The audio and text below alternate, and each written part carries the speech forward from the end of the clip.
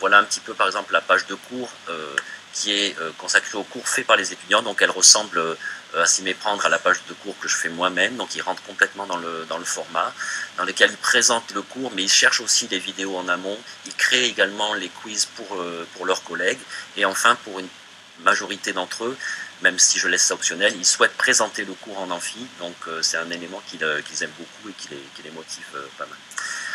Un autre aspect, par exemple, c'est des projets qui sont valorisables pour les étudiants et qui sont aussi valorisables à l'extérieur.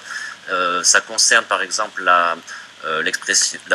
l'impression en 3D de molécules d'intérêt immunologique. Donc on les a amenés au Fab Lab pour imprimer ces molécules. Puis ensuite on leur a créé un compte sur un site de dépôt d'objets imprimés en 3D. Vous connaissez peut-être, il s'appelle Thingiverse. Et donc ils ont ce compte sur lequel ils ont déposé leurs réalisations.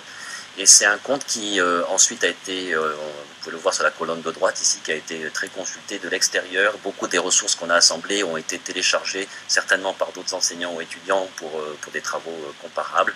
Et enfin, grâce à la page Twitter, on a pu faire de la pub pour ce compte et commencer à avoir des relations avec des gens qui ne sont pas du tout dans l'amphithéâtre et qui ont envie de réagir et de voir comment ça se passe.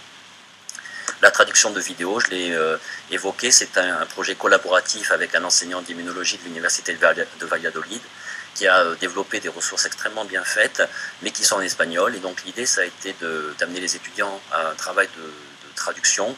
Ça motive aussi bien les étudiants en français que les Erasmus espagnols, il y en a beaucoup à Toulouse, et ça les a beaucoup intéressés de faire ce travail. Et on a fait travailler en équipe, à savoir les premières traductions ont été échangées entre groupes pour que des groupes d'Espagnols donnent un avis sur la traduction française faite par les Français et vice-versa. Et donc un travail d'évaluation par les pairs. Ça avance tout seul, j'ai l'impression. On a également fait faire donc, des réalisations de vidéos autour de concepts d'immunologie pour lesquels je ne trouvais pas de vidéos.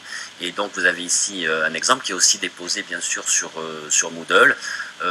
Un exemple de réalisation qui a été faite par les étudiants. Je pense que vous aurez accès très facilement au lien pour voir ce qu'ils ont été capables de faire par eux-mêmes avec un minimum de guidage. Et comme l'indiquait Mathieu, en fin d'année, on a fait un mini-congrès final dans lequel les étudiants ont tous été invités à venir partager du temps avec leurs collègues, ceux qui étaient impliqués dans des projets et ceux qui n'étaient pas impliqués, pour montrer les réalisations. Et ça a fait un temps de rencontre qui était très intéressant.